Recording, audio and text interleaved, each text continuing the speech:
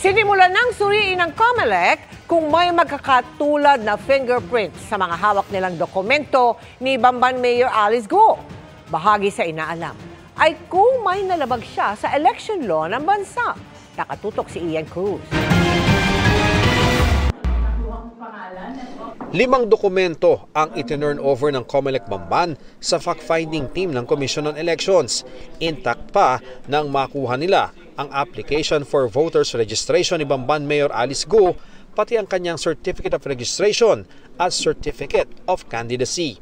Gayon din ang Election Day voters list noong 2022 at 2023. Ang ginagawa ng fact-finding team ng COMELEC ay tinitingnan nila kung yun bang mga dokumento na mula sa local COMELEC ay mayroong magkakatulad na fingerprints. 4 na dokumento kasi ni Mayor Alice Go ang hawak nila ngayon, kaya nais nilang alamin kung yun bang nag-register bilang botante at nag-file ng COC, pati na yung mga bumoto sa nagdaang 2 eleksyon ay isang tao lamang.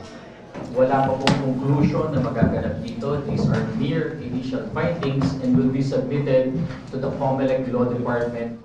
Kabilang sa inaalam ay kung nalabag ba ni Go ang election law ng bansa, lalo't sinabi na ng NBI na iisa lang ang Chinese national na si Go Waping at Mayor Go base sa kanilang fingerprints. Pilipino lang ang maaring tumakbo sa eleksyon at sa mga dokumentong pinanumpaan ni Go ay sinabi niyang Pilipino siya. Alamin natin, meron ba talagang misrepresentation? May pagsisinungaling ba? And therefore, ano ang karampatang parusa kung sakaling na mapapatunayan na may ganun nga?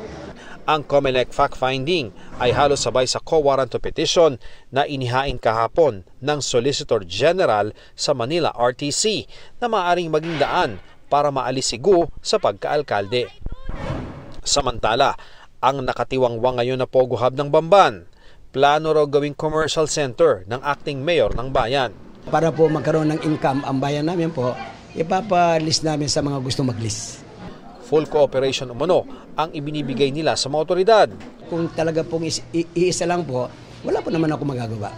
Mahigit 1 buwan na umano nilang hindi nakikita ang suspended mayor na hindi rin niya nakakausap.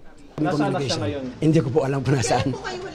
Wala pang warrant of arrest mula sa korte pero meron ng warrant of arrest laban kay Go mula sa Senado matapos ma-contempt dahil sa hindi niya pagdalo sa Pogo hearing.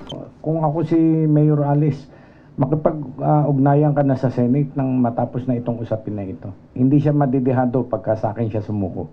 Para sa GMA Integrated News, Ian Cruz, nakatutok, 24 oras.